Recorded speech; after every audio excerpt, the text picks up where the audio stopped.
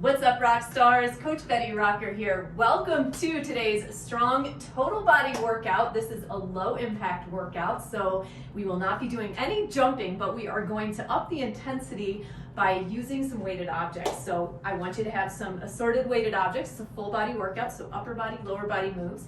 I've got an elevated surface right here. This is just an ottoman from my living room. This will be handy if you want to use it for your push-ups in an elevation.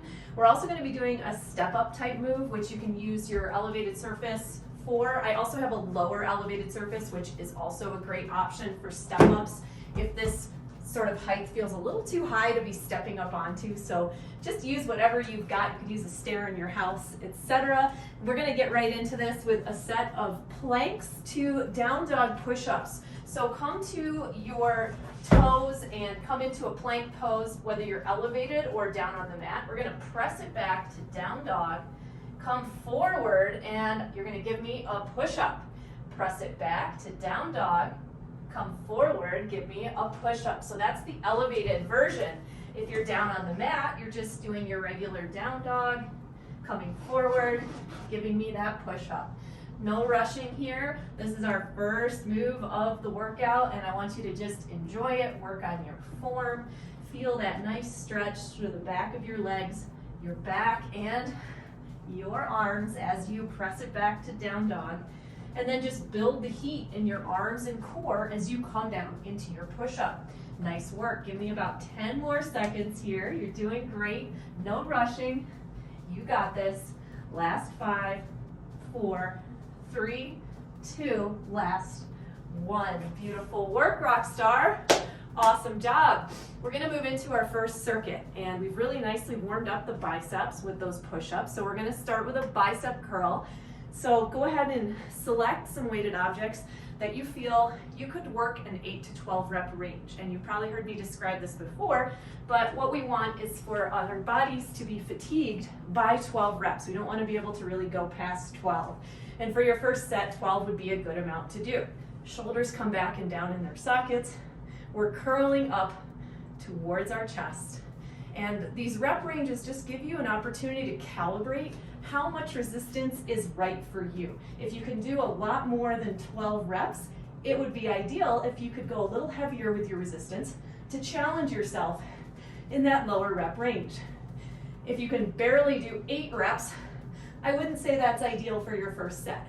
It's fine if you are going heavier, but it is good if you are calibrating that within the 8 to 12 rep range, especially as you're getting your body warm and moving into your first set. Make sure your core is braced here, your back is not arching.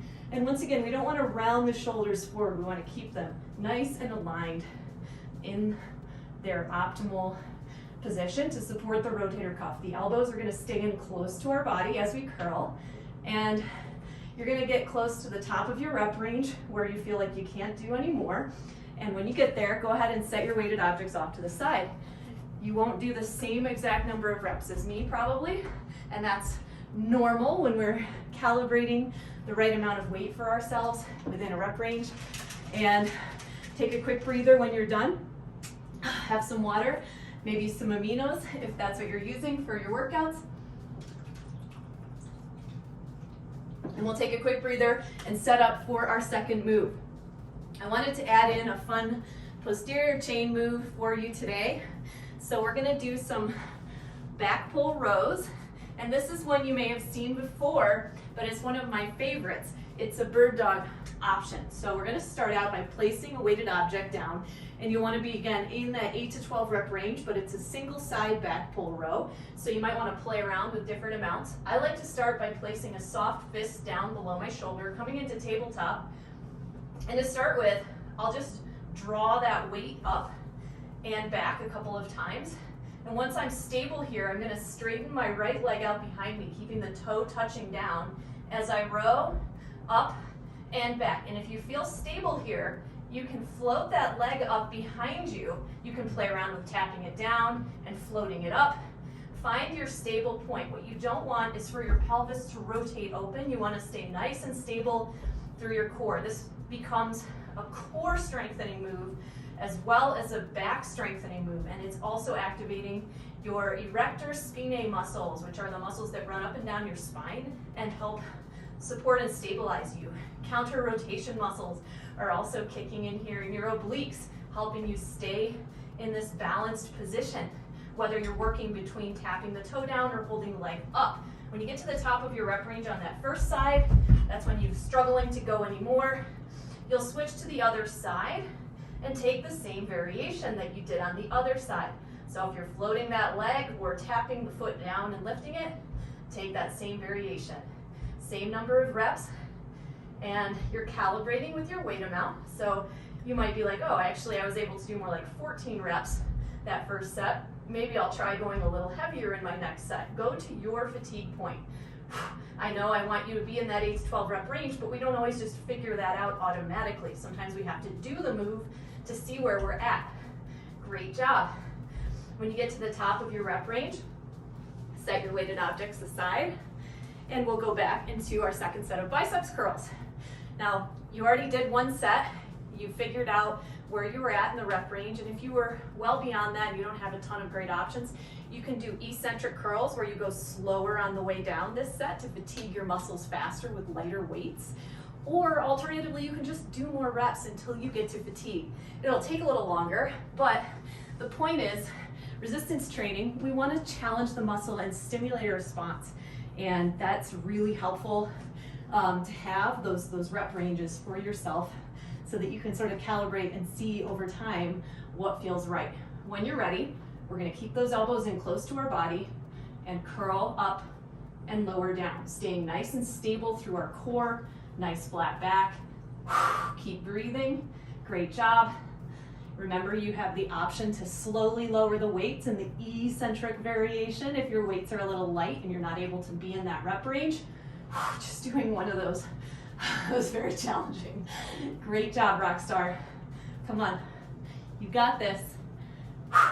Use your breath, as in don't forget to breathe, and don't let your elbows go flailing out to the sides. We want to control it.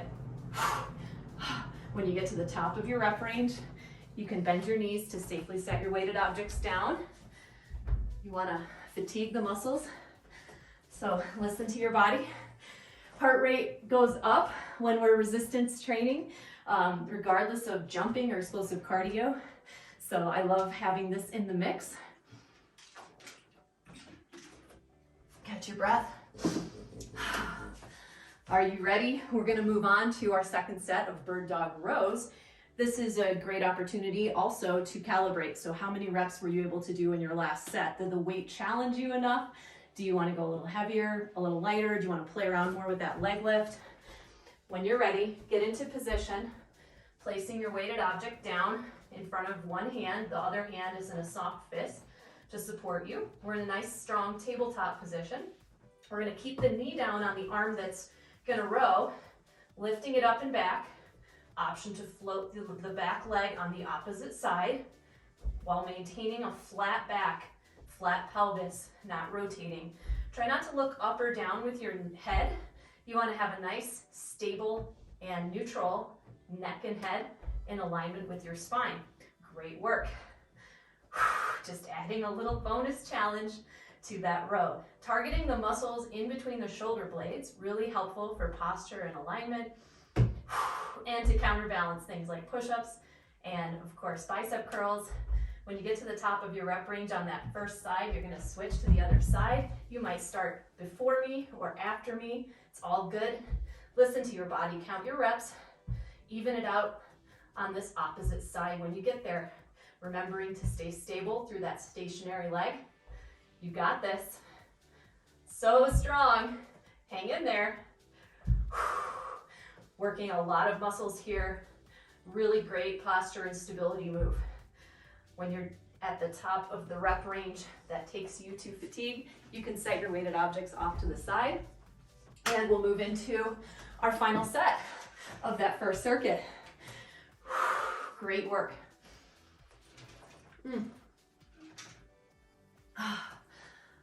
Low impact strength, baby. I love it. This is a great thing to think about when you are in the second half of your cycle, for instance, after you ovulate and your progesterone surges and you have a higher level of inflammation in your body, as the body prepares the uterine lining, of course. So you may start to feel more tired, and you might not notice it until just before your period or like the week before. But it's really important to listen to that energy and maybe take out high impact activity from your workouts. Do more low impact strengthening, and or just do more mobility and yoga type workouts as you get closer, or just take more rest days. That can be really effective and really helpful. When you're ready, you're gonna come back up. This is our last set of bicep curls. Palms face forward, shoulders are back in their sockets. And we're gonna curl up and lower down with control. Count your reps. You got this. So strong. Come on, rock star. Keep those shoulders back. Count your reps.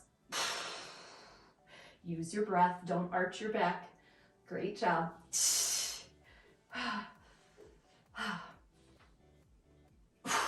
Last set, best set.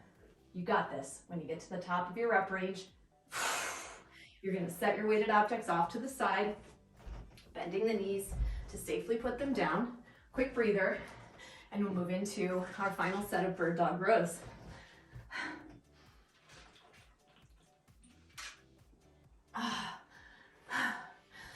Let your body recover briefly after you've done a hard set like that.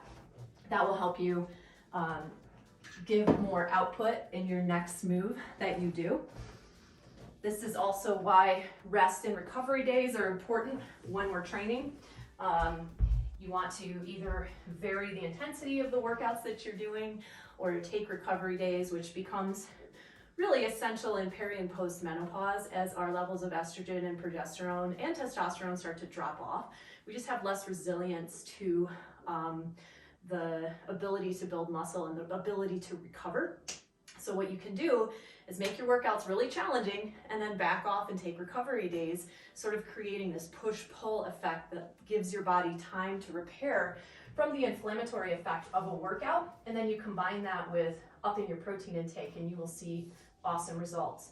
When you're ready, set yourself up for success with your bird dog row, and let's finish this last set of these, really thinking about the muscle groups that we're training, keeping our core stable and balanced, letting the pelvis be super flat, not letting that lifted leg rotate our hip up. And remember, it's still fine to tap your toe down. That straight leg, whether it's lifted or down on the floor, is going to be giving your core that extra challenge. So play around with it. You got it. When you get to the top of your rep range on that first side, you're going to switch to the other side. Great job. Same number of reps on both sides. Keep that core braced. Keep your hips balanced. Keep your head and neck in a nice neutral straight line with your body. Beautiful work. When you get to the top of your rep range on the other side, you can set your weighted objects out of the way. And we'll move into our second circuit. Great work. Whew. Super fun.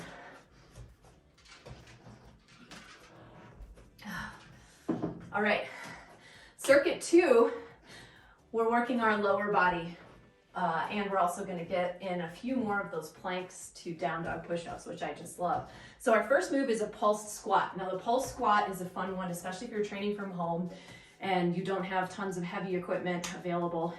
You're going to hold your dumbbells, come down into your squat, and add a couple of pulses to create more time under tension and give you more resistance in your glutes and your quads. So you want to be, if you can, in that 8 to 12 rep range. So try something that you think will put you there. And if you know that you just don't have anything heavy enough, be prepared to just do some extra reps. And of course, if you have heavier weights available, that's absolutely great. Go right ahead and use those. So we're going to stand with our feet maybe slightly wider than hip distance apart, weighted objects on your shoulders or at your sides. Send your hips straight back, knees track in alignment with toes. Give me a couple of pulses and then come straight back up. It can be helpful if you're working on this to tap your butt down to an elevated surface to help guide you and make sure that you really are sitting back and really activating the glute muscles.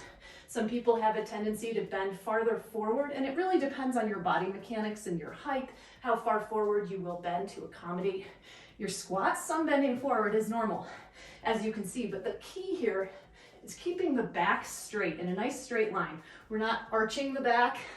The head and neck are in alignment with the sacrum or tailbone, and we're adding that bonus pulse at the base, squeezing the glutes at the top as we come up. Oh my gosh, that was the top for me. When you get to the top of your rep range, that's where it's just super challenging to do any additional reps. Put your weighted objects aside, take a breather. We're gonna do some side step ups next. Catch your breath, great job. Oh my gosh, those are tough. Whew. For your side step ups, you can of course step up as high as you feel comfortable and balanced. It's going to be a single side movement, so you want to make sure you feel comfortable balancing as you step up on one leg and potentially are holding on to weighted objects. That's why I also encourage you to have the option or try an option of a lower elevated surface to help you get confident and comfortable with that elevation change, if that's helpful for you. You may not care, you may be fine. Just use what you've got, and when you're ready, you're gonna grab some weighted objects and put them on your shoulders or have them at your sides.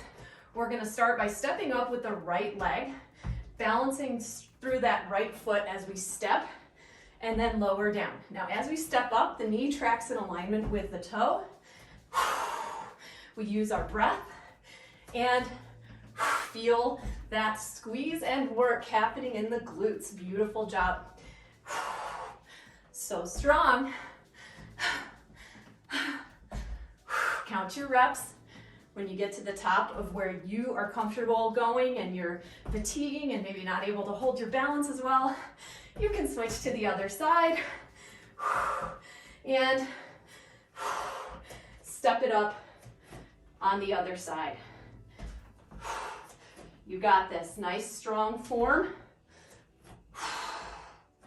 Tapping your stepping foot to your elevated surface as you go to help with balance. Same number of reps on both sides. So strong. When you get to the top of your rep range on that second side, safely step it down and set your weighted objects out of the way. Great work. Quick breather, and we'll move into a little bonus series of those down dog plank push-ups. Woo! Catching your breath. Don't let me rush you. You might still be finishing up your side step-ups. Want to give yourself enough time to recover. Remember, you can use your elevated surface for those push-ups. We're going to vary the push-ups that we do this time. So go ahead and bring yourself into your plank, whether you're elevated or down on your toes. Press it back to down dog. And this time we're going to do our push-up in our down dog. Float it forward to plank, float it back, and down dog push-up. Also known as a dolphin press. Great little shoulder activator. Press it back, down dog push-up. Forward, nice plank. Press it back, down dog push-up. If you want to add a little to the challenge, you can float the leg as you come into your plank. I'm going to alternate which leg I'm floating. It's just a nice complement to the bird dog row that we were doing earlier. Last 5, 4, 3, 2, last 1. Come on back down to your mat. Nice work. We're going to do a second set of those pulsed squats. So think about how much resistance was right for you in the last set. And if you need to go a little heavier, great. If you need to do extra reps outside of our 8 to 12 rep range, great. Just do what you need to do to fatigue those muscles. Take it to your end feel where it's really a struggle to continue. That is how we get the muscle tissue to respond. We want to give it enough of a stimulus so that it will adapt and respond to our training, and then we want to rest and refuel. And this is true of our training stimulus in any life stage that we're in. But like I was saying, it just becomes so important to recover enough when you're in peri and postmenopause because your hormones do change. So that being said, get back to your workout focus. Choose an amount of resistance that's challenging for you, struggling to pick those weights up. And you can put them up on your shoulders. And let's get right into this. Send the hips back, bracing through the core, adding that pulse at the base of your squat. You can add 1 to 3 pulses depending on how challenging the weight is for you. If you're like, oh, I was able to do like 15 to 20 reps last time, try adding 3 pulses as you come down in your squat. See if that doesn't slow you down a little bit. Oh my gosh.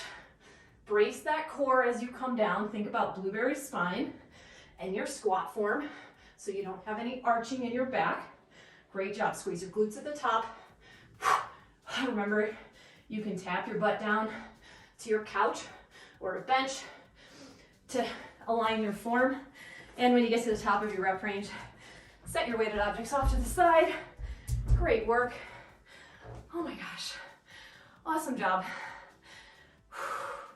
Catch your breath, and we'll move into our side step ups. Give yourself a quick breather.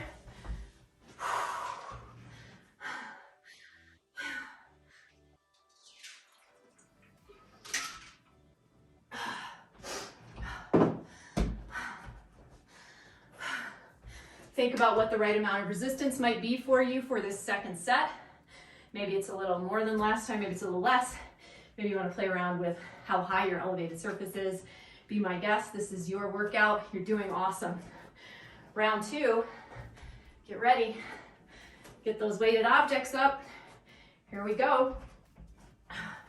Step it up and lower it down with control. Step it up, lower it down with control. Nice work, Rockstar. Really balance through that standing leg. You got this.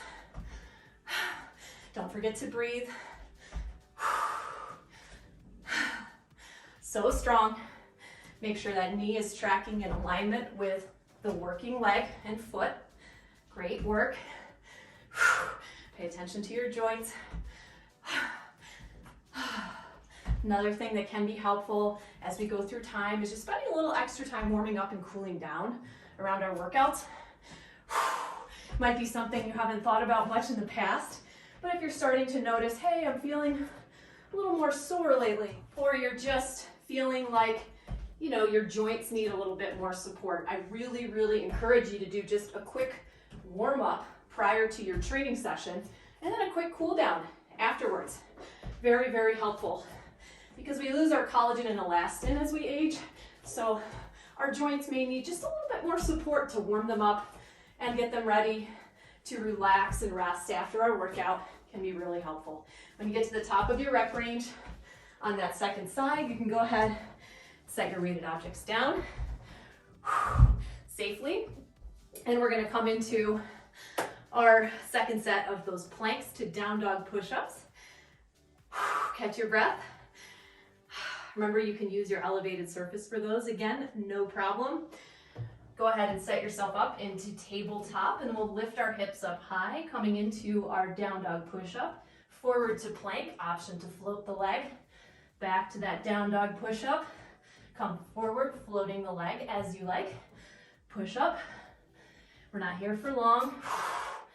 Just give your body a chance to enjoy both the stretch and the strength portion of this super fun flow. You got this. Beautiful work. Just a couple more each side. Come on, Rockstar.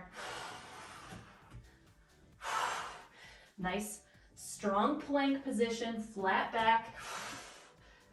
Be careful not to arch your back as you come into that leg lift if you're adding that piece. Last one. Nice work. Come on, back down to tabletop. And we have one final set of those pulse squats to go. And then we'll finish up the circuit with our last two moves and you will be done for today. Great job.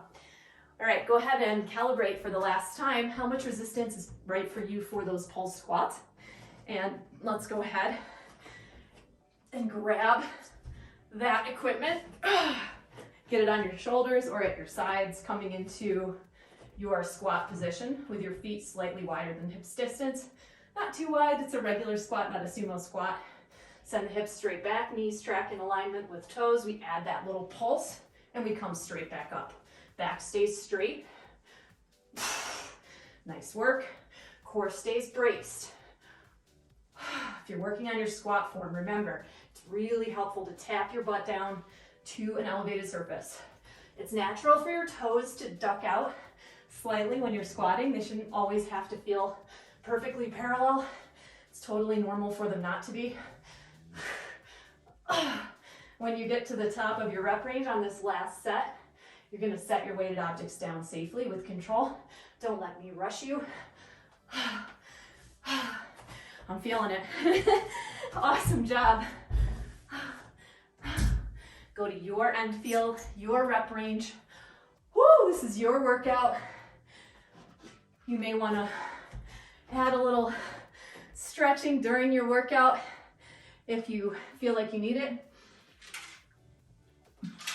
Stretching your chest perhaps, maybe a little forearm stretch if you're still getting used to holding weighted objects. Your forearms may be getting stronger and they may feel a little sore.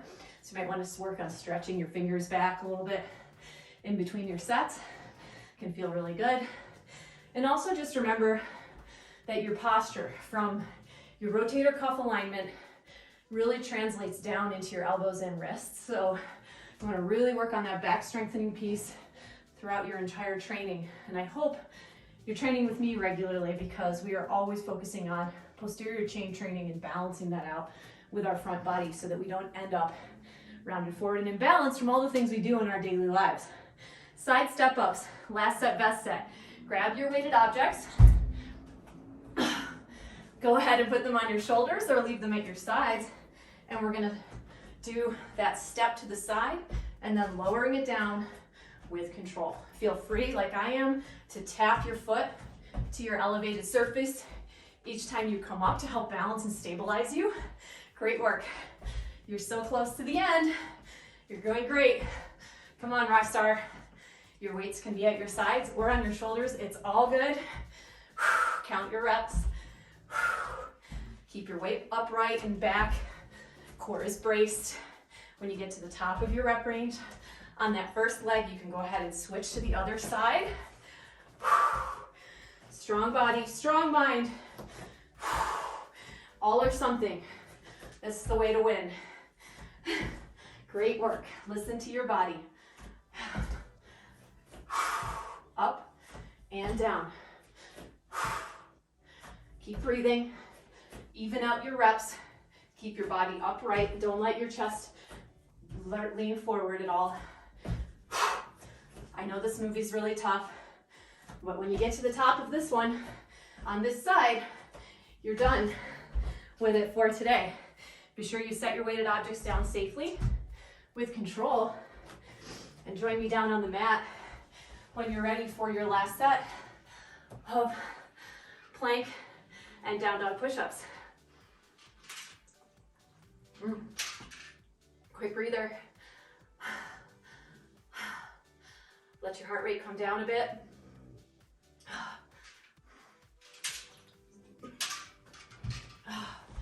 Get yourself into position. I'll start at tabletop. Send the hips up high to downward dog. And then lower your head as your elbows come out to the side in that down dog push-up. Float it through to a plank. And then repeat your down dog push-up. Float it through, plank on the opposite side with the floated leg if you like. Or you can keep both feet down. Both options are awesome for your core. Nice work. Come on, rock star. Give me about 10 more seconds of this. You can do it. This is your last set of these. So strong. 3, 2.